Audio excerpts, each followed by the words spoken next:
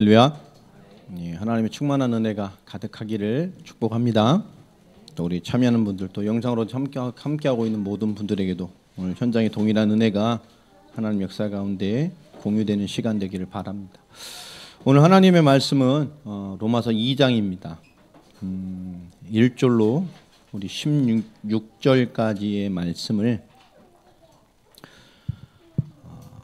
함께 보도록 하겠습니다. 로마서 2장 1절로 16절 우리 한 절씩 교독하겠습니다. 그러므로 남을 판단하는 사람아, 누구를 막론하고 네가 핑계하지 못할 것은 남을 판단하는 것으로 네가 너를 정죄함이니 판단하는 네가 같은 일을 행함이니라.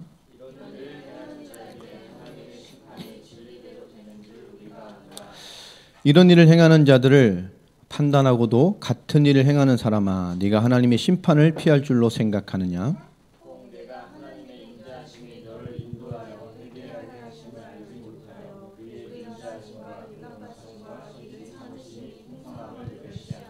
다만 네 고집과 회개하지 아니한 마음을 따라 진노의 날 곧 하나님의 의로우신 심판이 나타나는 그날에 임할 진노를 내게 쌓는도다. 참고 선을 행하여 영광과 존귀와 썩지 아니함을 구하는 자에게는 영생으로 하시고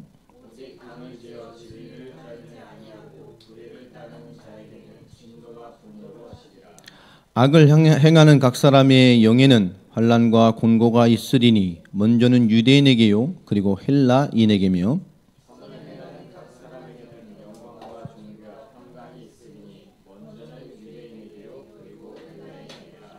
이는 하나님께서 외모로 사람을 취하지 아니하심이라.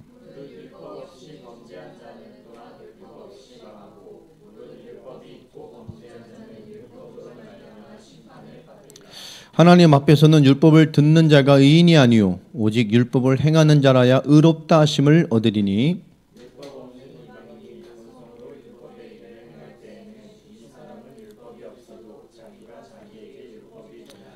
이런 이들은 그 양심이 증거가 되어 그 생각들이 서로 혹은 고발하며 혹은 변명하며 그 마음에 새긴 율법의 행위를 나타내느니라.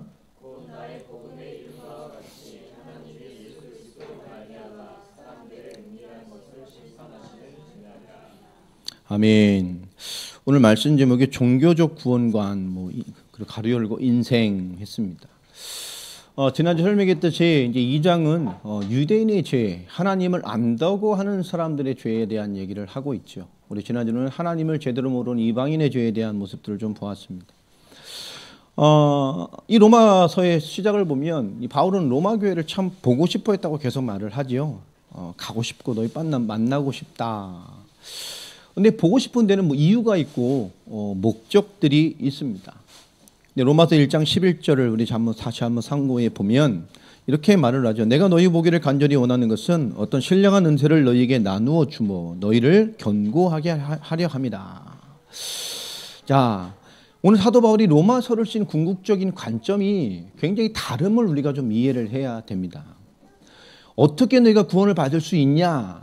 이것을 위해서 쓰는 것이 아니라는 거죠. 이 로마서는 어떻게 구원을 받을까? 이것이 아닌 이미 구원받은 자가 무엇을 해내며 어떻게 깊어져야 되나? 풍성하고 부요한 신앙으로서의 그 신앙의 삶을 지시하기 위해서 쓰는 것이라고 얘기를 하고 있습니다. 이 교회사의 흐름을 쭉 보면 이 교회가 한 시대에 많은 부분이 얼마까지 지금도 마찬가지인 그런 부분들이 있습니다만은 예수 믿으면 구원받는다 라고 하는 이것에 집중하던 시기들이 있었습니다. 그러니까 예수 전당, 불신지옥 같은 맥락이죠. 예수 믿으면 구원받아. 이 교회사의 흐름에 지금 교회의 대표적인 어떤 표나 이 무브먼트가 이것에 집중했던 시기가 있습니다. 지금도 그런 부분의 끝자락이기도 하죠. 지금은 이미 많은 것들이 섞이면서 한 세대 전부터 치유라든지 이런 전문적인 부분으로 많이 가고 있습니다. 그러나 결국 우리 신앙의 참 중요한 부분은 무엇이냐면 한국교회 많은 크리스찬들이 그러다 보니까 어떤 방향으로 돼 있냐면 구원받은 이후에 어떻게 해야 되지? 라는 것이 없는 사람들이 많아요. 교회 다닌 후에 뭘 해야 되지? 라는 것이 없는 사람이 많단 말이에요. 그런 예배드리고 주일 생활하는 이상 이후에 답이 없어요. 우리가 무엇이 다른 것입니까? 예수 믿는 것이. 오늘 유대인의 죄라는 그걸 기준을 두고 이미 하나님을 안다고 하면서 그 빠져있는 하나님을 안다고 하는 자가 범하는 죄가 뭔지에 대한 부분을 얘기를 합니다. 이 로마서는 단순히 어떤 신학적이고 우리는 복음의 어떤 제시적인 삶의 실천을 넘어서서 세계복음화를 완성할 교회로서의 발판을 까는 굉장히 중요한 의미를 가지고 있습니다. 우리가 세계복음화를 완성할 교회라는 그런 사도 바울의 굉장히 중요한 관점을 두고 이해하지 않으면 굉장히 우리 행동 지침서 같은 기준을 가질 때가 참 많아요. 굉장히 깊은 말씀이기 때문에 그렇죠. 그러나 사도 바울은 지금 어떤 관점의 말씀을 하고 있죠? 구원의 신앙이 깊어지고 풍성해지는 신앙으로 내가 너희를 안내하고 싶어서 이 말씀을 쓴다라는 내용입니다. 오늘 이 로마서를 통해서 우리는 본격적인 이제 2장의 내용을 넘어가면서 우리 구원받은 자의 신앙이 깊어지고 풍성해지고 좀 단단해지는 그런 큰 나무 같은 신앙생활, 사도 바울이 함께 나누고 싶은 그 풍성한 은혜의 은사의 세계로 우리가 안내받는 그런 말씀이 됐으면 좋겠습니다. 관점이 뭐죠? 세계복음화를 완성할 교회입니다. 이거 너무너무 의미 있는 일이죠. 지금 우리에게 복음이 뿌려진 많은 현장들과 나라들 속에 하나님도 끊임없이 일하심을 매주 소식을 접하게 됩니다. 이제 조지아 사역이 이제 본격적으로 지난해부터 시작이 되어졌죠. 우리가 지금 올해는 분명히 하나님 우리 한 사람 한 사람을 사역지로 세워가실 일을 하나님 하실 것이다 라는 연초에 제가 그런 말씀에 방을 잡고 기도를 했는데 별로 다 기대를 안 하고 믿지를 않아. 믿음이 공이 안 되니까 답답한 거예요. 좀 준비해야 된다. 영상 준비해야 된다. 제가 보는 영적인 것과 이게 참 공유가 안 되니까 참 올해 여러분이 좀 답답한 부분이 참 많았어요. 한 사람 한 사람 준비해야 된다 막 얘기를 하는데 다들 이 피드백은 목사님이 잘하세요 이렇게 피드백이 오니까 이게 참 힘들더라고요. 곳곳 하나님 정말 일하심이 있는데 그렇게 확 이렇게 참 어떻게 참 그렇다는 부분이 있는데 하나님이 이제 잘 그것들을 보게 하시는 것 같아요. 그 인가라는 평신도 사역자의 아들이 그동안에 이 우리 교재를 가지고 현장을 쪄서 금요일 날 밤에 청년들이 한 15명에서 20명이 모여서 예배를 드리고 있고요. 참 감사하죠. 우리도 잘 안 보는 교재를 그 사람들은 뛰고 있어요. 현장에도 뛰고 열매를. 자, 교재 하나 던져주고서 신나게 욕하고 왔던 세르기 목사는 그 교재를 들고 현장의 교회를 계속 세워가고 있어요. 하나님 계속 하셔요. 우리 청년들 지금 1대1로 연결할 준비를 하기 위해서 어제 교재 강의를 했습니다. 나름대로. 또 계속 할 겁니다. 똑같은 반복된 얘기들을. 왜냐? 한 사람 한 사람이 연결될 시간표가 온다니까요. 이제 그 시간표를 하나님 이루어 가셔요. 우리가 밟아야 될 현장들을 한 사람 한 사람 현장들로 이제 다 공유하는 시대를 하나님 이 시대를 만들어가고 있어요. 우리에겐 굉장히 좋은 기회죠. 갈 수는 없습니다만은 이게 우리에겐 정말 최고의 기회가 되어지고 있습니다. 어디든 소통하고. 이번 주는 이제 칼리닝그라드하고 좀 많은 것들을 좀 나눠보려고 합니다. 왜냐? 거기는 참 괜찮은 청년들이 많아요. 자매들이 많아요. 우리 청년들 가면 아마 참 행복해 할 거예요.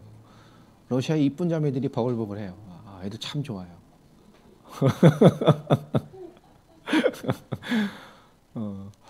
아이들 참 괜찮아요. 청년들이 문화도 괜찮고 아마 그런 것들을 다 해보게 우리가 많은 사역들이 연결되어지고 한 사람 한 사람이 주체가 되는 일들을 하나님 해나가고 계십니다. 그게 돼야 우리의 본격적인 시작이죠. 소수의 목사님이 아니라 우리의 모두의 일이 되어지는 거. 아멘입니까?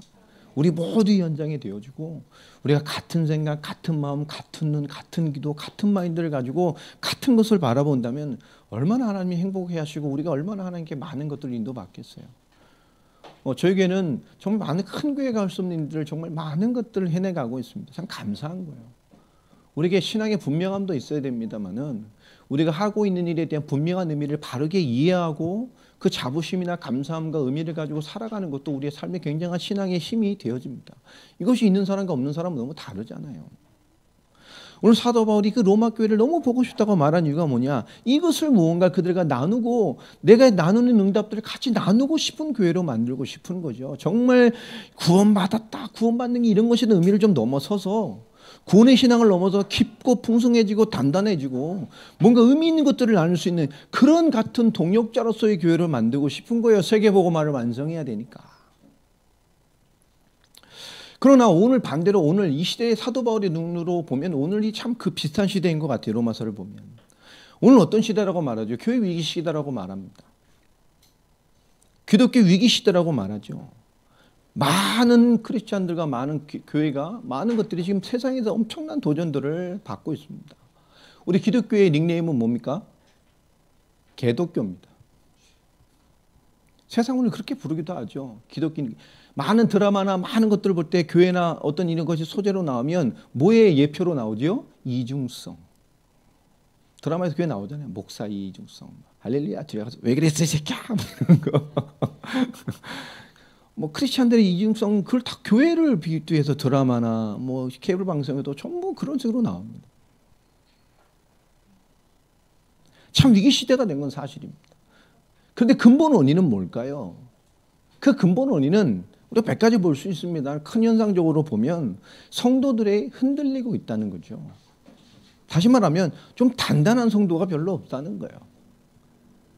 뭔가 쉬도 오면 영향받는, 뭔가 쉬도 오면 그냥 타협하는, 뭔가 미숙한 성도들의 흔들림이 많다는 얘기입니다. 그런 성도가 많은 거죠. 미숙함이 많은 거예요. 그러니 쉽게 방황하고 하나님의 힘을 단단함이 없으니까 확신의 비밀도 못 누리고요. 뭐 기도하는 사람들이 얼마나 있겠습니까? 말씀 드리는 사람이 얼마나 있겠습니까? 성경 보는 사람은 얼마나 있겠어요? 만약 성경에 하나님께서 계명을 주셔서 하루에 한 장 성경 안 읽으면 그죠? 네가 천벌을 받을 것이다 이렇게 해놨으면 성경 열심히 볼 텐데 성경 보는 사람은 얼마나 되겠습니까? 또 깊게 보는 사람은 얼마나 있을 것이며 깊게 넘어 그 말씀에 내게 주신 걸 찾아내는 사람은 또 얼마나 있겠냔 말이에요. 이 성도의 흔들림이 결국 많은 도전의 원인이기도 합니다. 근데 성도가 왜 흔들리냔 말이에요. 뭐 때문이죠? 성도들의 두 번째로 무지함 때문입니다. 정말 무식이 용감하다고요. 응답도 못 받는 수준의 기죠. 진짜 용감하게 사는 것 같아요. 지금 보면. 이 성도들의 무지함이에요. 복음을 모릅니다. 또 모를 뿐만 아니라 복음에 별 관심이 없죠. 복음. 기본이라고 생각하니까. 성경은 복음을 말하시는 것이고 그리스도가 복음 자체이고 이 복음으로 구원받는 것이고 이 복음을 믿음으로 주시고 복음으로 사는 것을 주시는 게 성경인데 결국 복음인데 복음에 관심이 없다. 이게 심각한 겁니다. 자, 성도들은 흔들리고 성도들은 무능합니다. 무지합니다. 왜 그럴까요? 세 번째죠. 교회가 무능하기 때문입니다. 왜 교회가 무능하다고 말하죠? 큰 교회 많은데 교회가 교회주의에 빠지는 것이 교회가 무능하다는 증거입니다. 내 교회, 내 목회, 내 양, 우리 교회. 그러니 뭐죠? 교회가 서로 소통되지 않아요. 대한민국의 교회는 서로 뭐죠? 옆 교회가 왼수요. 절대 교회가 왜 하나님은 교회가 소통이 안 됩니까? 소통되지가 않아요. 심각한 겁니다. 이건 개교회주의에 빠졌기 때문에 그게 교회의 무능입니다. 부흥의 중심이 돼 있고 사람을 모으는 중심, 사람에게 관심받을 중심으로 돼 있기 때문에 모든 게 변질돼 버린 거예요. 교회가 무능해져 버린 겁니다. 하나님의 뜻을 강함없이 전달해야 함에도 불구하고 이 교회의 무능은 결국 이것이 반복되면서 결국 이 시대에 어떤 모습이 됐냐? 교회가 타락하는 시대가 돼 버렸어요. 그렇죠? 제가 할 때 참 놀기 좋아하는 분이 계셨어요. 집사님인데 전도도 잘해요. 막 하나씩 물고 들어오는데 내가 볼 땐 다 치유 대상자들을 데리고 와. 그죠? 잘 놀고 뭐 넉살 좋고 막 그런 사람들. 그런 사람이 한 그룹이 되놓으니까요. 이 교회 슬슬 영향을 주더라고요. 성격 좋고 넉살 좋고 막 세상에서 술도 잘 마시고 링길링길한 사람들 있잖아요. 그런 사람들이 한 그룹이 되니까 이 영향을 줘요. 막 등산의 모임도 만들고 교회에서 이것도 만들고 지들끼리 갔다 오고 뭐 가만 보니까 이것이 신앙생활이 아니라 지들 동아리 생활을 하는 거야. 막 교회 안에서 이게 뭔가 안 돼요. 제가 하루는 설교에 이 술에 대한 술문화에 대한 설교를 굉장히 진하게 한번 했어요. 근데 한번 주중에 저를 찾아오셨더라고요. 그 한 분이. 그러니까 술 문화에 대한 얘기 사회생 하다 보면 목사님 말씀 듣다 보니까 찔림이 있었는지 뭐 댐비로 온 건지 와서 얘기를 상담을 하길래 쭉 얘기를 했어요. 그냥 얘기를 했습니다. 사회생 술 한잔 할 수 있지. 저도 세계 사역하다가 뭐 유럽이나 외국 가면 와인 같은 거 한잔 할 때 있어요. 거기는 음식 문화니까 술 먹는 게 아니고 뭐 그 예의니까 한 잔씩 뭐. 크게 문제가 됩니까? 저 그런 얘기를 하는 게 아닙니다. 근데 제가 기준을 하나 알려드릴게요. 여러 얘기 했습니다. 한 가지를 딱 얘기를 드렸어요. 집사님이 소주 사들고 오징어 하나 쭉 찢었고 들어와서 주일날 여기 테이블에 앉아서 딱 앉아서 예배 드리기 전에 성도를 위해서 소주 한 잔 딱 까고 마실 수 있으면 해라. 못하겠죠? 그럼 하지 마라. 교회 들어올 때 그죠? 딱 많은 사람 딱 들어와서 펼쳐놓고 교회 앞에 성도들 앞에서 가감없이 불편 없이 쫙 할 수 있으면 뭐든지 해라. 근데 그게 걸리면 하지 마라. 그죠? 뭐. 조니워커 싸들고 오셔서 하셔도 상관없어요. 꼬냑 상관없어요. 근데 교회에서 성도들 앞에서 딱 하실 수 있으면 불편하겠죠? 못하겠죠? 그럼 하지 마세요. 입 딱 다물고 꼬리 내리고 쫙 가더라고요. 한 몇 줄 조용히 있더라고요. 여러분 사람 참 기준이 참 단순한 사람들이 많습니다. 이 교회의 타락은 결국 복음의 변질이 올바른 것을 가르쳐주지 않기 때문에 그렇습니다. 왜 사람 중심이 되노니까. 결국 복음의 변질은 뭐죠? 성경의 본과 성경의 전도에 집중할 수 없는 교회가 됐고요. 그걸 말할 수 없는 분위기가 됐어요. 그러니까 프로그램 하는 겁니다. 사람을 위한 서비스, 목양을 위한 관리, 이건 교회의 타락입니다. 결국 이 교회의 타락은 다섯 번째로 뭐죠? 목회자의 타락입니다. 목회 타락입니다. 목회의 근본 이유가 퇴색돼 버렸어요. 내가 왜 목사 됐지? 하나님 왜 나를 불렀습니까? 그 목회자의 부르심에 첫사랑에 찐한 뭔가가 있어요. 인생을 하나님께 드리겠다고 했던 자에게는요, 하나님의 목회에 대한 소명에 대한 두드름이 있습니다. 다 어떤 목사든. 산에 가서 기도하다가 막 3개월 만에 목사 되고 이런 사람 빼고요. 진짜 그런 사람 있어요. 몇 달 전까지 집사님인데 어느 날 목사가 돼서 명함을 주는 거. 집사님, 안녕하세요. 오랜만이네. 목사라고 명함을 줘요. 가지고 이걸 어떻게 불러야 되나? 이걸 목사라고 불러야 되나? 뭘 먹고 목사가 됐는지. 내가 아는 사람인데 6개월 만에 어떻게 목사가 됐? 아니 어떻게 되셨어요? 했더니 제가 뭐 급하게 뭐 신학기 안수 받는 데 가서 공부를 했대요. 네. 잘하십시오라고 말하는데요. 여러분 이게요 목회의 근본 이유가 있단 말이에요.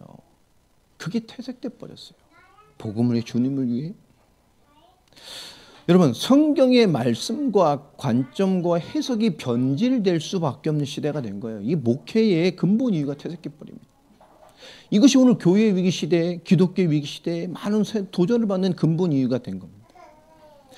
오늘날의 우리 불신자들이나 불신 세상에 제공하는 많은 내용들이 진짜 심각한 문제잖아요. 오늘 이제 할로윈 데이인데 난리 나겠죠. 밤에 오늘 미친 듯이 어제 밤부터 난리 겁니까? 할로윈 할 때. 그것도 문제지만 하나님을 안다고 하는 우리 철없는 성도, 철없는 교회, 철없는 목사들도 문제예요.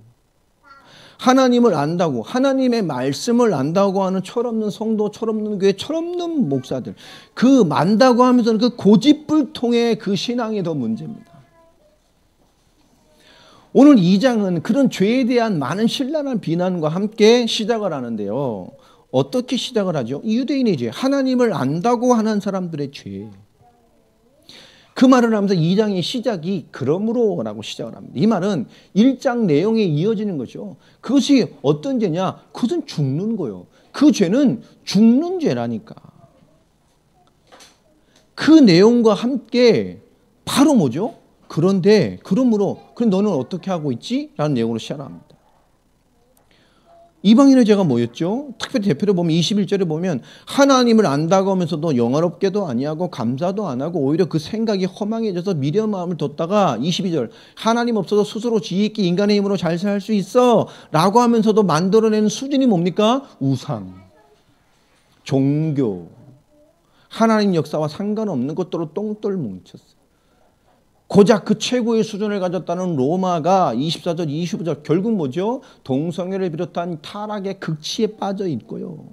그런 수준으로 가면서도 보편적인 문화와 삶들이 어떻게 돼 있습니까? 그게 28절부터 쭉 보면요. 모든 불의, 추악, 탐욕, 악의, 시기, 살인, 분쟁, 사기, 악도, 수군수군대고 비방하고 하나님을 이렇게 하나님께서 미워하시는 자들을 하시는 자여 능욕하고 교만하고 자랑하고 악을 도모하고 부모를 거역하고 우매하고 배약하고 무정하고 근데 결국 그 죄가 뭐냐니까요? 32절에 결국 죽는 거예요. 그 죄로. 결국 인생은 그 죄로 죽는다니까. 그게 사형에 해당되는 거예요. 그런 죄이므로 그래놓고 바로 뭐죠? 너희는 왜 남을 판단하나? 사람을 판단하는 사람아 라고 시작을 합니다. 유대인은 율법을 가졌죠. 하나님 안다는 기준을 가지고 있기 때문에 하나님 안다는 그 기준으로 뭐 하죠? 유대주의, 이 로마 교회 안에 유대주의 기독교인들이 막 들어온 거예요. 그러니까 율법적 회개를 강조하기 시작하고 율법주의의 색채를 막 띠기 시작하는 겁니다. 그러니까 이방인의 죄, 이게 다 죄야. 이게 죽을 죄라니까. 율법을 가지고 누리는 보니까 그죠? 이게 뭐죠? 인간 왜 저렇게 살지? 이런 거. 너희가 율법 가지고 이방인의 죄를 보니까 그게 뭐죠? 죽을 죄잖아. 심각한 죄잖아. 하나님을 가지고 우리의 기준으로 보니까 저것은 정말 율법으로 보면 죽을 죄라니까. 근데 하나님 지금 어떤 내용을 하는 거죠? 유대인의 구원관은 뭡니까? 특별히 구원관도 없죠. 이들은. 우리가 유대인이야. 유대인 안에 있어. 유대인이라고. 이 밖에 있으면 뭐죠? 다 이방인이에요. 우리는 선민이라 하나님 택했어. 하나님 우리를 택해서 우리에게 하나님 하는 신앙을 줬고 우리만 하나님을 계시해 줬고 우리에게 말씀을 줬고 율법을 줬고 우리는 그 징표로 할례까지 받은 사람들이야. 내가 뭘 하건 간에 내가 누구니까요? 유대인이니까 우리만 하나님을 아니까 우리는 뭐 받았어요? 그 안에 있으면 당연히 구원을 받았어. 하나님 속에 있는 거야. 이게 유대인이요. 오늘 하나님 안다고 하는 것에 대한 아주 굉장히 강한 얘기를 하잖아요. 오늘 로마서 2장 1절로 3절까지의 말씀을 보면 오늘 판단이란 얘기가 4번이나 반복을 합니다. 이들이 그들 가지고 로마의 많은 사람들을 보니까 어떻게 보는 거죠? 이런 불신자들 완전 개판이네 이런 거죠. 저 인간은 왜 말을 저렇게 하고 저 인간은 왜 성격이 저렇고 저놈은 왜 저렇게 살고 저놈은 왜 이렇고 누구는 왜 이렇고 이런 불신자들 저러니까 저렇게 되지 저놈은 저렇게 될 거야 이렇게 하면 이렇게 될 거야. 이게 판단이라는 게 있단 말이에요. 그런데 우리의 판단을 한번 여러분 잘 생각해 보세요. 오늘 말씀에 판단을 보면 여러분 우리 인간은 끊임없이 사람을 판단하거나 무언가를 판단하면서 살아가요. 그렇잖아요. 근데 우리가 대부분 우리가 잘 판단한 것은 결국 뭐지? 결국 우리 경험치를 한번 두고 뒤로 한번 보세요. 우리가 대부분 뭔가 잘 판단해냈다라고 하는 건 결국 뭐죠? 결국 대부분 현상유지 수준. 그리고 현상유지에 약간 유익을 주는 수준이에요. 뭔가 잘 판단해냈다고 하는 수준이 대부분. 근데 잘못 판단되면 어떻게 되죠? 그것이 문제가 되고 큰 실수가 됩니다. 그런데 어쩌다 가끔 로또 같은 맞는 확률로 가끔 우리의 뭔가의 판단이 기가 막힌 유익과 성공과 연결될 때도 있어요. 그때 참 잘했다 이럴 수도 있어요. 근데 그건 인생에 몇 번 없어요. 우리가 하는 잘했다고 하는 대부분의 선택과 판단들은 거의 현상을 유지하거나 그 현상 유지에 뭔가 조금 유익되는 것 그 수준입니다. 대부분. 그게 우리의 판단이에요. 실제를 깊게 보면. 그러나 우리가 하나님의 기준을 보면 하나님의 판단은 어떻죠? 항상 옳답니다. 하나님의 판단은 항상 옳아요. 왜 그렇죠? 하나님은 진리 자체이시기 때문에 하나님의 판단은 항상 옳습니다. 그래서 판단은 누구만 할 수 있죠? 판단은 하나님의 영역입니다. 하나님은 판단하시고 분별하셔서 뭐죠? 하나님의 진리를 이 땅에 이루어 가시기 때문에 그 판단이라는 것은 하나님의 영역이에요. 죄되고 무너지고 하나님의 은혜 없이는 온전함을 이룰 수 없는 인간이 그 불완전한 자가 판단할 수 없다니까요. 불완전함이 불완전함을 판단할 수 없어요. 불완전함이 완전한 답을 줄 수 없어요. 그죠? 불완전한데 어떻게 완전한 답을 줍니까? 우리는 권면을 하는 것이지. 쉽게 말하면 우리는 누구도 옆 사람의 믿음을 도와줄 수 없어요. 믿음은 개인의 것입니다. 그가 믿음을 바라보도록 그저 돕고 협력해 줄 수는 있지만 그 선택과 믿음의 길은 특히 개인적인 겁니다. 제가 계속 믿음 얘기를 해보세요. 우리 예준이도 짜증낼 텐데 가만 좀 하세요 막 이러고 계속 뭐만 하면 하나님 이러면 짜증낼 텐데요. 그죠? 자, 하나님은 진리 자체이시란 말이에요. 그래서 판단의 영역은 하나님입니다. 자, 근데 인간의 판단이 왜 더럽고 참 무섭냐 하면 우리 인간의 판단은 어떻죠? 인간의 판단은 간단합니다. 우리가 판단하는 그 대상이 되는 그 사람이 어떻게 돼요? 판단이 되기 시작하면 내 판단이 되는 그 사람에게 가치를 떨어뜨리게 되죠. 인간의 판단이라는 게 더러움이 그거예요. 내가 누군가를 하면 내 판단에 걸리는 그 사람을 가치를 내가 떨어뜨리게 돼요. 그러면 그 판단하는 사람은 가치가 올라갑니까? 아니죠. 이 비판의 문제는 결국 판단하는 그 사람의 가치도 떨어뜨려요. 제가 뭔가를 계속 이렇게 판단하려면 같이 뭐죠? 비슷한 수준이 된다니까. 사람도 마찬가지입니다. 자꾸 뭔가 작은 걸로 부딪히기 시작하면 나중에 어떻게 되죠? 둘이 비슷해져요. 그러니까 여러분 싸우지 말라는 게 그거예요. 부부싸움도 마찬가지입니다. 부부싸움도 한 사람이 좀 모난 사람이 있고 한 사람 좀 참아내는 사람이 있어요. 근데 이것이 같이 계속 부딪히다 보면 어떻게 될까요? 나중에 둘이 비슷해져. 가정에서도 자녀 부모가 자꾸 티격태격 하는 거 보세요. 나중에 싸울 때 보면 둘이 모습이 어떠죠? 비슷해져요. 여러분, 이게 영적인 원리가 그래요. 그러니까 우리가 판단할 때 그 판단의 대상도 그 사람의 가치를 떨어뜨리지만 그 개인도 판단하는 부모님 스스로도 뭐죠? 그 기준에 자기의 가치를 떨어뜨리는 게 사람의 판단의 더러움입니다. 쉽게 예를 들어 보면 우리 고린도서를 보면 고린도서 어떤 교회였죠? 진짜 굉장한 교회였잖아요. 은사가 넘쳐나고 말씀이 폭발하고 막 굉장한 교회였어요. 은사가 풍성하니까 예배 시간 되면 서로 막 모일 때마다 서로 간증하겠다고 막 나 응답받아 내 할 얘기 너무 많다고 막 하러 그러다 보니까 이 예배가 무질서해졌어요. 나 역사 일어났어 막. 근데 그렇게 은사의 폭발을 일으켰던 주도 세력들이 누구였죠?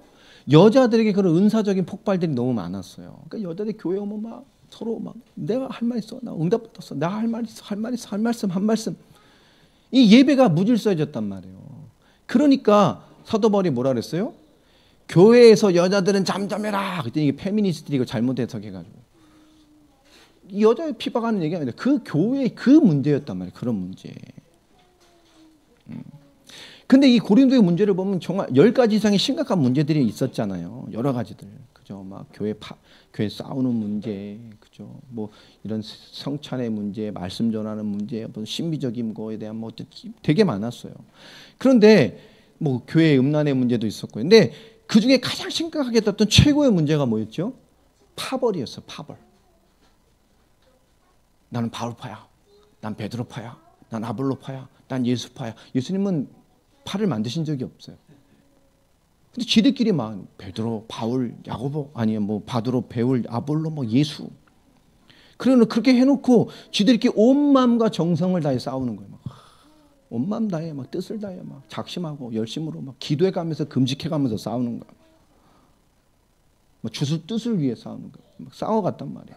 여러분, 분쟁 속에서 자연스럽게 나오는 것이 뭘까요? 그게 판단이에요. 비판이란 말이에요.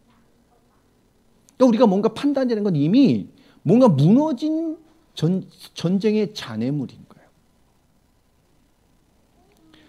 여러분, 결국 이 분쟁 속에서 나와지는 것이 판단인데 이 분쟁이 뭐죠? 결국 바르지 않은 상태고 발음이 될 수 없는 상태잖아요.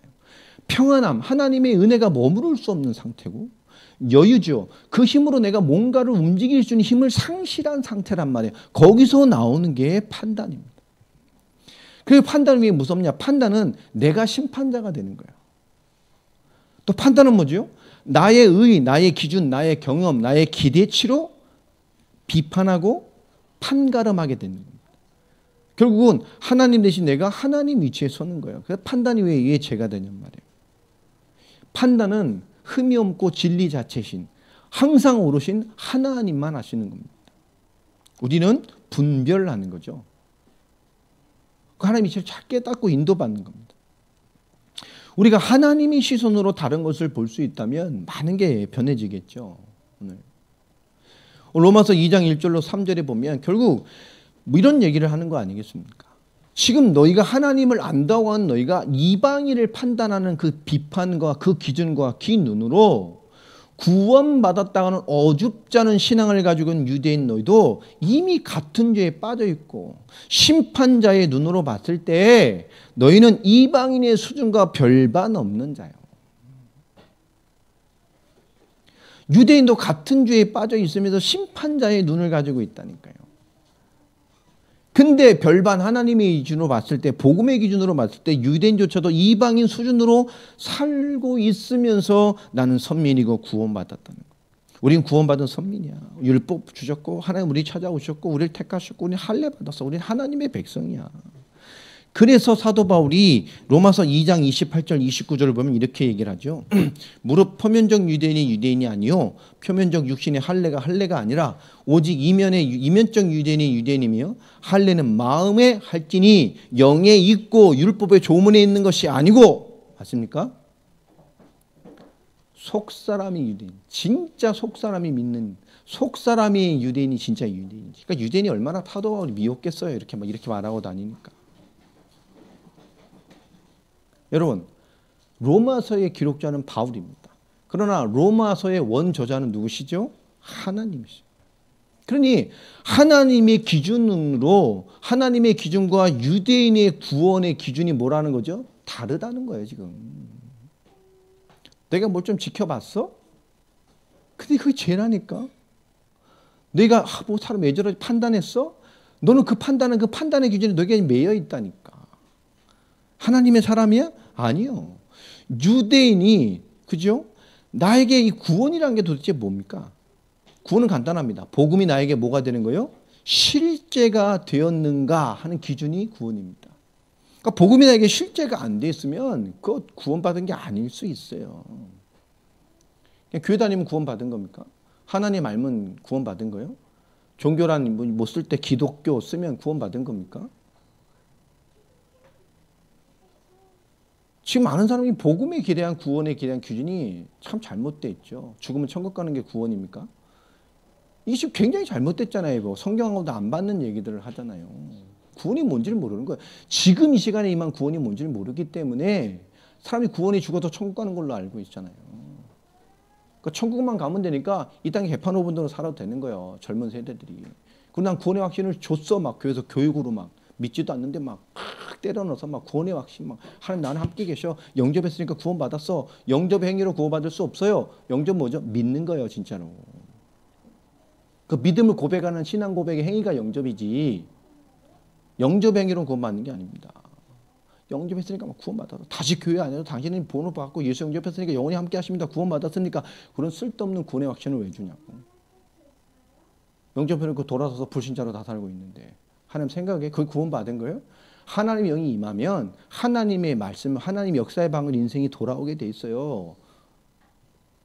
구원 안 받았는데 막 확신을 심어놓으니까 어줍지 않은 구원의 확신을 가지고, 그죠? 개판 5분 정도 살면서 구원의 확신을 가지고 뭐죠? 난 이 땅에 살면서 어떤 죄를 짓고 살아도 구원받았다는 라이센스를 이미 취득한 걸로 알고 있잖아요. 구원의 확신, 라이센스. 모든 죄 통과권 이래가지고. 모든 죄를 줘도 주여 그러면 끝나는 거야. 이런 개판 5분 전의 세상이 됐어요, 지금. 오늘 하나님 말하는 겁니다. 구원은 복음이 나에게 실제가 되었다는 기준입니다. 유대인도 똑같습니다. 복음이 나에게 실제가 되지 않으면 구원받은 선민이고 뭐고 백성이고 그건 자체가 뭐 지들이 우기는 거예요. 하나님과 상관없는 겁니다. 복음이 실제가 돼야 돼요. 자, 그것이 되지 않는 겁니다. 오늘 그런 일 하죠. 그러면서 계속 말하죠. 판단한 얘기를 하면서 2절에 보면 이런 일을 행하는 자에게 이런 죄에 빠져 있으면서 그것을 판단하는까지는 죄에 빠져 있단 말이에요. 하나님의 심판이 진리대로 되는 줄 우리가 아노라. 이런 일을 행하는 자를 판단하고도 같은 일을 행하는 사람아, 죄 가운데 죽어간다니까요. 그래놓고 또 유대인 하나님 알면서도 뭐요? 죄 가운데 죽어가고 있는 거예요. 복음이 사실되지 않아서. 하나님 안다고 하면서 어줍지 않은 구원의 확신을 가지고 하나님과 상관없는 구원한가를 가지고 하나님과 상관없는 기준으로 살아가면서 복음과 전혀 상관없는 하나님 믿는 신앙을 가지고 있잖아요. 지금도 유대인들은. 그러면서도 뭡니까? 잘하고 있는 줄 아는 거예요. 네가 하나님의 심판을 피할 줄로 생각하느냐? 자, 그리고 4절로 5절부터 무슨 얘기를 하죠? 그러니까 올바르게 좀 회개해라 그 말이에요. 올바르게 깨달으고 좀 발견하랍니다. 회개를 넘어서서 좀 이제 발견하고 깨달으라는 의미죠. 혹 네가 하나님의 인자하심이 너를 인도하여 회개하게 하심을 알지 못하여 그 인자하심과 용납하심과 길이 참으심이 풍성함을 멸시하느냐. 하나님 너를 회개하게 하려고 지금 하나님 인자하심이 참고 기다려주시고 막 용납하고 막 하고 있는데 깨닫지도 못하고 5절에 다만 네 고집과 회개하지 아니한 마음을 따라 진노의 날 곧 하나님의 의로우신 심판이 나타나는 그날에 임할 진노를 내게 쌓는도다. 그죠? 진짜 하나님은 끝까지 참고 기다려주고 계신데 너의 틀린 구원관 삶을 가지고 뭐하고 있어요? 가면 갈수록 하나님의 진노만 쌓고 있는 삶을 살고 있는 거예요. 좀 깨달으라는 거죠. 우리가 복음을 제대로 이해하지 못하고요, 올바른 구원의 복음을 누리지 못하면 우리도 별반 다른 것이 없어요. 우리가 이것이 잘못되면 어떤 식으로 세상을 바라보죠? 하나님 믿는데 조금 어려우마. 하나님 알아. 좀 고통스럽고 뭐 문제가 와요. 그럼 뭐하죠? 좀 어떻게 되셨어요? 그러면 하나님 앞에 중요한 발견은 하지 않고요. 어느 날 시간이 돌아나면 하나님 이렇게 응답 주시고 뭐 잘 인도해 주셔서 잘 넘어갔습니다. 이런 사람들이 참 많아요. 그죠? 그래도 뭐죠? 그래도 하나님 이렇게 함께 하시는, 내게 함께 하시고 도와주셔서 잘 넘어갔습니다. 이렇게 말을 하죠. 그럼 하나님 함께 하는 삶입니까? 그게 아닐 수 있는 거예요. 깊게 보면 예수 믿는데 뭔가 우리가 어려움이나 뭔가 이렇게 오는 것들은 대부분 뭐죠? 자기가 그렇게 올 수밖에 없도록 뭔가를 계속 쌓아놓고 산 것이 드러난 것뿐이에요. 그죠? 뭐 대부분 내가 계속 쌓아놓았던 뭔가가 그 속에서 오거나 그것 때문에 나타난 거라니까요. 내 삶이 안에 있어서 나타난 게 아니고 내가 쌓아놓은 무언가가 쌓아있다가 드러나고 나타나고 터진 거란 말이에요. 근데 그게 뭔가 조금 환경이 조금 내 삶에 별 영향 안 주도록 넘어서면 하나님 역사하셨구나. 하나님 안에 있구나. 그래, 하나님 날 주장하고 계시는구나. 이렇게 느낀다고요. 그럴 수도 있겠죠. 근데 그게 기준이 아닙니다.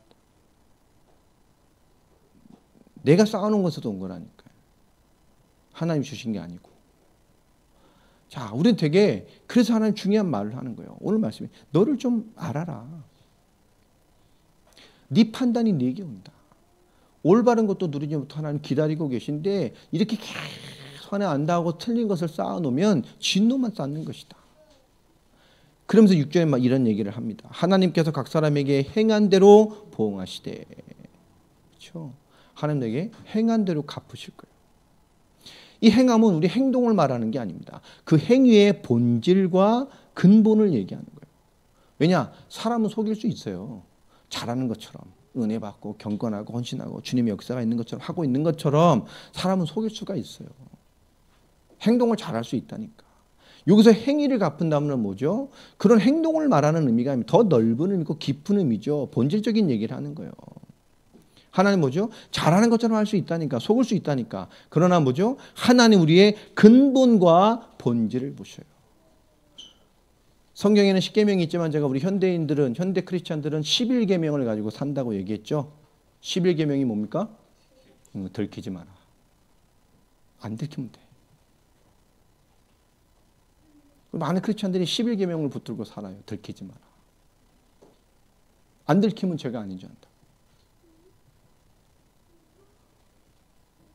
처럼 생각해 보세요. 눈만 뜨면 사람을 판단하고 눈으로 죽이고 귀로 죽이고 생각으로 죽이고 그런 짓을 계속 하고 있단 말이에요. 그리고 하나님 앞에 올바른 답도 묻고 이 복음이 사실되지 않으면서 내가 하나님을 잘 믿고 있는 것처럼 착하고 하나님의 사람인 양 착각된 거짓된 믿음에 빠진 사람들이 너무 많다니까 하나님과 상관없는데 그러면서 뭘 보죠? 최고의 죄가 뭐냐? 저 음란한 놈, 도둑놈, 사기, 살인 그런 걸로 알고 살아가고 있는 거예요. 최고의 죄가 저건 저러지 안 돼. 저 사람은 왜 저러지? 저런 죄가 빠졌어. 이런 결과가 올 거야. 그런데 하나님은 지금 최고의 죄가 뭐라고 말하죠? 네가 하루 종일 하는 그 판단, 그 고집불통의 신앙, 그 고집불통의 신앙은 오직 예수, 오직 그리스도, 오직 복음으로 자신을 살아내지 못하게 만들어요. 여러분 고집불통의 신앙은 오직 예수가 되지 못합니다. 눈으로 보이는 만 극심한 죄들이 그것이 엄청난 살인죄고 최고한 죽는 죄인지는 알지만 그게 최고의 죄라고 생각하지만 아닙니다. 더 큰 최고의 죄가 뭐죠? 바로 이거예요. 내가 하나님 위치에 서서 엉망진창 복음도 못 누리고 고집불통의 신앙 속에 빠져 있음에도 불구하고 하나님의 위치에서 모든 것을 판단하고 살아가는 거예요. 옳고 그르냐 하나님의 본질도 아닌 율법을 가지고 유대주의적 속성을 가지고 난 당연히 하나님의 사람인 양 하나님의 결론을 가진 사람인 것처럼 완성된 신앙의 사람인 것처럼 하나님을 속이고 사람을 속이고 자신을 속이고 불완전한 복음 속에 있으면서 복음과 상관없는 것 속에 있으면서 모든 걸 죽이는 이 죄가 있는 거예요. 최고의 죄가 그런 게 아니라는 거죠. 왜 이런 말을 하죠?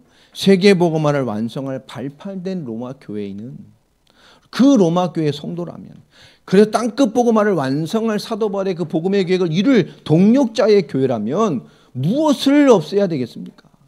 무엇부터 회복해야 되겠습니까? 죽이는 내용이 없어져야 돼요. 그 뭐죠? 살리는 힘이 있어야 돼요. 여러분 우리 크리스찬들은 살림을 받은 자고 살리는 생명을 가졌어요. 우리는 죽이는 능력이 없어요. 우리는 살리는 거잖아. 세계복음하고 하나님의 은혜를 누리는 건데요. 우리 모든 관계도 마찬 겁니다. 우리는 살리는 자입니다. 살리는 힘이 있어야 돼요. 우리는 살려내를 은혜를 받은 자고 살려내는 비밀을 가진 자, 그 답과 내용을 가진 자들입니다. 2장 7절부터 11절까지는 그에 대한 구체적인 얘기들을 하기 시작을 합니다. 하나님 그래서 참고 선을 행하여 영광과 존귀와 썩지 아니할 것을 구하는 자에게는 영생으로 하시고 구한다는 건 뭐죠? 추구하는 것을 말하는 거죠. 정말 하나님이었으면 이런 것들을 딱 참아내고 하나님의 영광과 존귀와 썩지 아니한 불멸하는 거죠. 영원한 가치를 가지고 그것을 추구하는 자에게는 영생으로 하시고 여러분 영적인 가치가 추구되는 사람이 되기 바랍니다. 발휘돼야 되잖아요. 하나님 영적인 것들이 발휘돼야죠. 발휘되지도 않는 놈을 가지고 뭘 가졌다 그래요.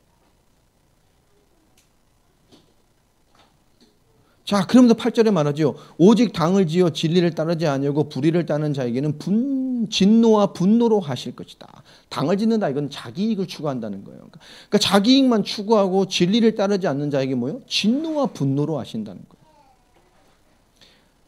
또 9절에 악을 행하는 각 사람의 영에 어디예요?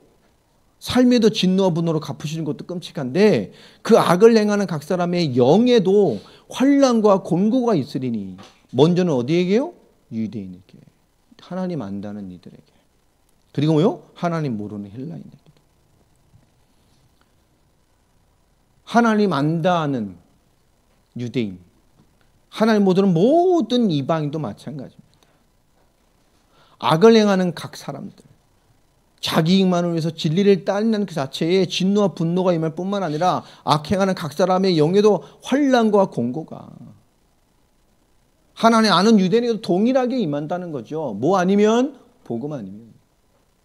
여러분 하나님 안다는 게 뭐죠? 이 기준이 크리스찬에 없다니까. 예수 믿는다는 게 뭡니까?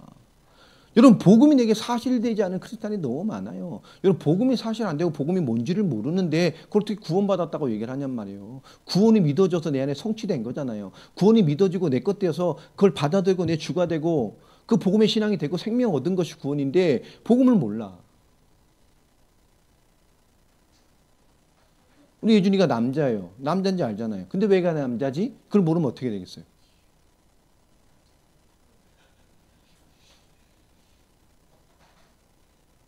그죠? 뭐 프리젠더입니까? 난 남자야. 근데 왜 내가 남자지? 여러분 근본을 모른다는 건 심각한 거잖아요. 너무 심각하잖아요.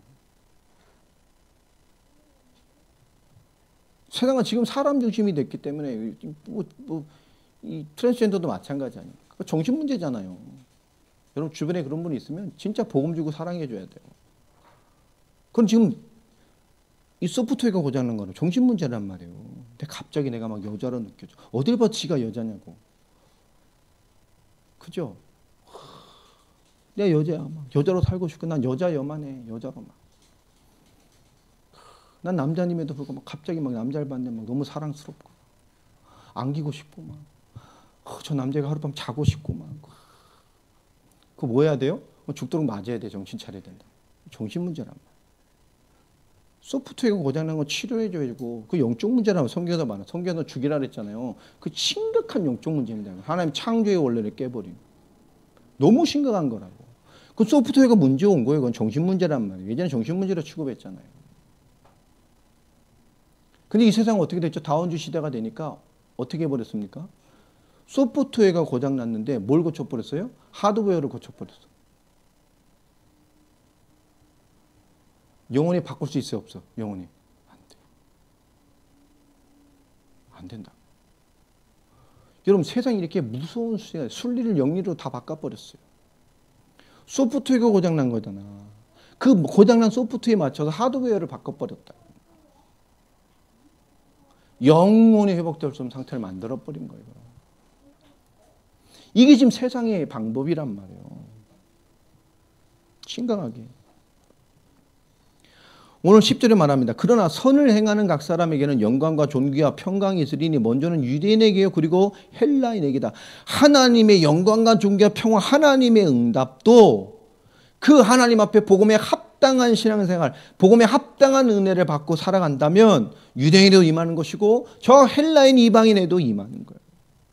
다 뭐라는 거죠? 지금 똑같은 상태에 빠져 있는 거예요. 그러면서 하나님 하는 말입니다. 그래서 이는 하나님은 외모로 사람을 취하지 아니하신다. 네가 유대인이냐? 그런데 너희는 복음도 모르고 율법의 기준을 따라 판벌하며 하나님이 주시는 생명 살리기 위해 하나님이 그 아들을 보내 십자가 죽으시고 부활하신 그 엄청난 복음을 뭐요? 살리는 응답으로 또 죽이는 응답으로 만들어가고 있는 거예요. 많은 유대주의적 신앙인들이 교회 안 로마 교회에 들어와서 그 복음으로 세워진 교회를 흔들고 있었다고 얘기했죠. 서론에서. 율법적인 회개, 율법적 신앙, 모세로 돌아간 율법에 대한 그 많은 영향으로 성도들의 많은 신앙에 영향을 주고 있었어요.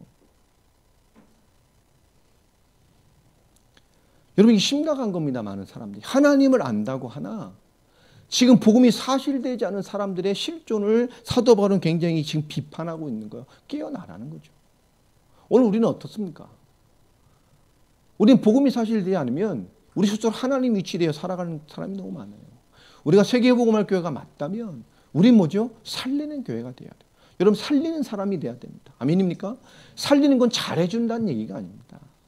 하나님의 기준으로 올바르게 해줘야 돼요. 이게 중요한 겁니다. 오늘 12절부터 중요한 또 얘기를 또 나눠갑니다. 이는 하나님께서 12절에 무릇 율법이 없이 범죄한 자는 이방인이죠.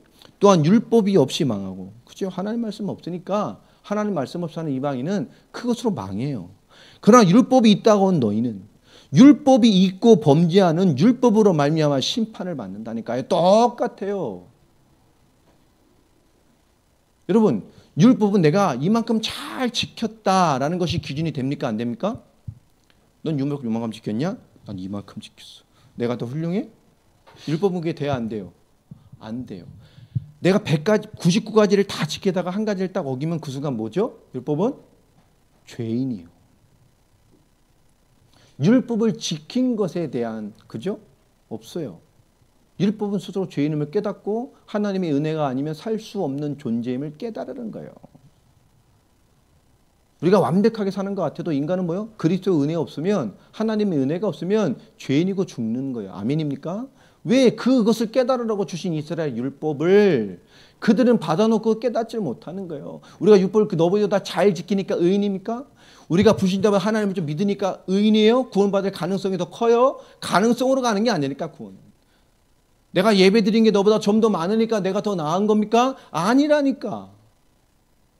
내가 말씀도 드리고 너보다 주를 위해 하는 일이 많으니까 내가 좀 더 나은 거예요? 아니에요. 하나님이 주시는 구원의 기준은 그런 게 아닙니다. 뭘 더했기 때문에 구원에 가까워지는 게 아닙니다.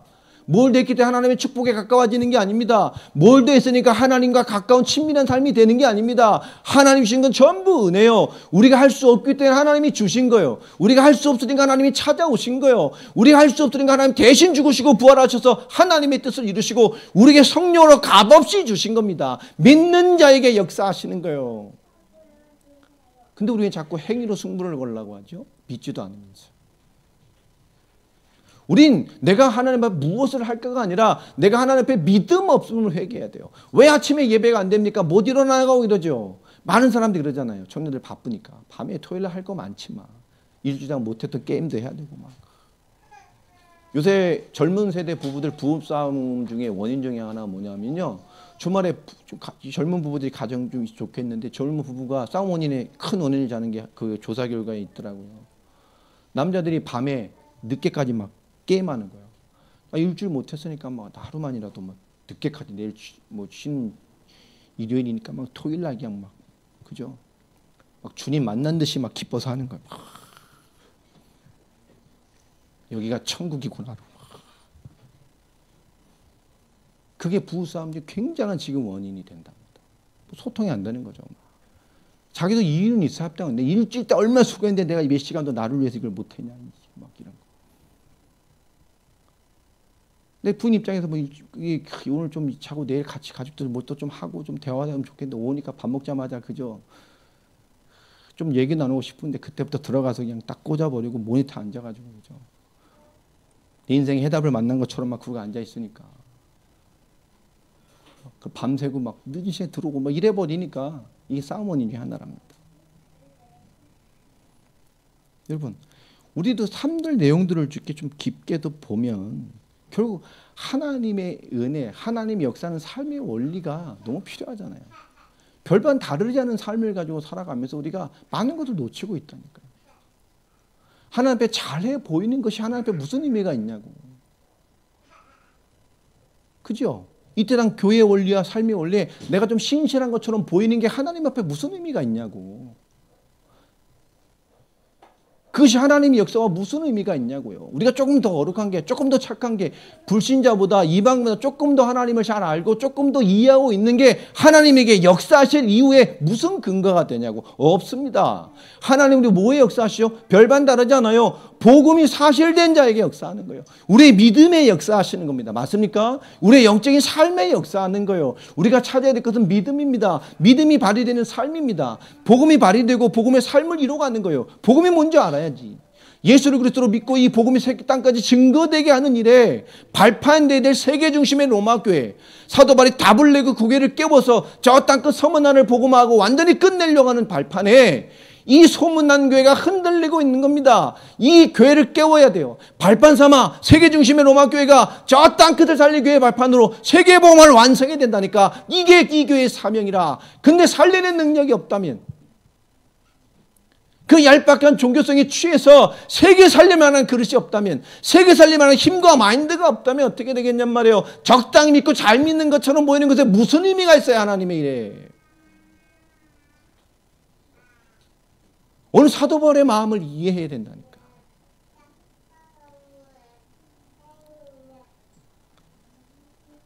(13절에) 말하잖아요. 하나님 앞에서 율법을 듣는 자가 의인이 아니요. 너희 의인이야? 말씀 좀 듣는다고? 하나님 좀 안다고 의인이냐고. 오직 율법을 행하는 자야 의롭다 하심을 얻는다니까요. 그것을 어떻게 살고 있냐니까. 14절에 더 중요한 얘기를 또 합니다. 14절 15절에 말하죠. 율법 없는 이방인이 본성으로 율법의 일을 행할 때에는 이 사람은 율법이 없어도 자기가 자신의 율법이 된다. 말은 뭡니까? 이방인 중에도요, 이제 유대인 같이 아니면 참 신실한 사람, 착하고 올바른 사람처럼 잘 살아내는 사람들이 있어요. 그렇죠? 스스로에 잘. 근데 그게 뭐죠? 15절에 말하죠. 이런 이들은 뭐에 걸린 거예요? 율법은 없는데 진짜 율법이 있는 사람 같이 살아. 그 사람 무슨 법에 걸려 있는 거죠? 양심의 법.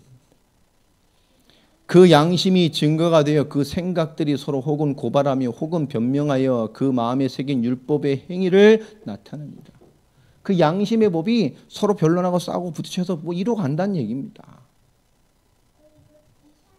그러면서 심리적으로 무슨 얘기를 하죠? 율법 없이 올바르게 사는 것 같아도 결국 그 사람은 뭐에 걸려요? 양심의 법에 걸려요. 그것으로 그 행위를 판별을 받게 돼요. 곧 나의 복음에 이른 바와 같이 사도 바울이 복음을 설명할 때 얘기했다는 얘기죠. 하나님이 예수 그리스도로 말미암아 사람의 은밀한 것을 심판하시는 그날이라. 복음 없이도 잘 살고 있는 사람 같이 보이지만 그 사람은 뭐예요? 하나님 앞에 그 구원하는 심판의 날에 그 양심의 법에 걸려요. 전 율법 몰랐는데 이렇게 잘 살았는데요? 핑계댈 수 없다니까. 양심의 법에 걸리게 돼 있어요. 사람은 다 걸리잖아요. 그런 게 없을 수 있어요? 있어요. 다 하나님 앞에 판단받는다는 거예요. 오늘 하나님의 말씀에 있는 것처럼 복음으로 우리에게 알게 했듯이 우리는요, 그리스도를 올바르게 누리는 사람이 되어야 됩니다. 오늘 하나님의 말씀 16절에 말하잖아요. 보이지 않는 것까지 심판을 받을 거라니까요. 껍데기 너무 잘했어요? 그 양심까지 하나님께서 판단하신다니까. 은밀한 것을 심판하시는 것. 감출 수가 없습니다. 오늘 우리 종교적인 구원과 종교적인 인생 가진 사람들이 뭐죠? 이 유대인의 죄와 같이 하나님 안다고 하는 사람들의 죄와 같이 이런 것에 빠져 있는 사람들이 많아요. 우리 거룩하게 살아야 됩니다. 그 거룩하는 건 우리 삶을 우리가 아는 어떤 뭐 불교적 수행적 관점 뭔가를 우리를 이렇게 파헤치고 날 죽이라는 게 아니에요. 나를 왜 죽여? 우리는 죽이는 게 아니에요. 그리스도로 사는 거예요. 갈라디아서 2장 20절. 나를 왜 죽여? 그죠? 여러분 생긴 대로 사세요. 누구를 위해서? 그리스도를 위해 사는 거예요. 그리스도를 위해 사는 거예요. 여러분 하는 그것이 하나님의 영광이 되면 돼. 그리스도를 위해 살으라고. 아멘입니까? 이 말은 방종하라는 얘기가 아닙니다. 내가 하는 모든 일에 그리스도의 은혜가 개입되어 있었고 하나님의 역사가 개입되어 있으면 오늘 이것이 없는 이런 종교적인 신앙에 대한 철저한 비판을 하고 있는 거예요. 하나님 앞에. 한번 생각해 보세요. 얼만큼 거룩해지면 하나님 더 역사하실까? 우리가 얼만큼 하나님 앞에 뭘 하면 하나님이 감동해서 역사하실까요? 틀린 거네요. 지난주 얘기했잖아요. 부족함에 대한 기준. 종교적 부족함. 내가 좀 더 했다라면 하나님께 해주셨을 텐데. 뭔가 하나님 내 부족함을 다른 걸로 채워서 하나님 역사를 채워 넣으려고 하는 그런 얄팍한 종교성. 지난주에 말씀이었습니다. 아닙니다. 하나님 여러분 거룩함에 무언가를 보고 감동해서 주시는 게 아니에요. 여러분의 신앙의 고백. 무엇을 위함입니까? 뭔가 닥쳤을 때 무엇 때문이지요? 무엇 때문입니까? 하나님의 복음 안에. 왜죠? 그죠? 학교도 마찬가지예요. 하나님이 여기까지 날 왜 보내셨죠? 하나님 앞에 이유를 찾으면 이게 축복의 시간이잖아요. 여러분 공부하고 마는 게 축복의 시간, 축복의 시간. 나에게 왜 이런 전공을 하게 하셨죠? 하나님 뜻이라니까 그게. 그럼 축복이잖아요, 그게. 공부와 축복이잖아요. 나에게 왜 이런 기능을 주셨죠? 그게 하나님 계획이라니까. 그건 축복이잖아요. 여러분 하나님 앞에서의 하나님 것으로 우리가 이해되고 믿음되어진 것들은 다르게 발휘됩니다. 여러분 발휘되는 신앙생활이 되기 바랍니다. 투쟁하는 신앙생활 되면 안 된다는. 기도도 투쟁이 되고 막 기도만 하려고 막 뜻을 세워서 막 투쟁해서 간신히 되고, 그죠? 그러다 안 되고, 삼시세끼 밥은 잘 처먹으면서 삼시세끼 기도는 안 되고, 하나님 관련된 건 도저히 뜻을 세워야 막 간신히 되고. 여러분, 그 투쟁하는 신앙생활은 결국 뭐라 그랬죠? 믿음이 안 되는 거잖아요. 영적인 게 안 되는 거예요.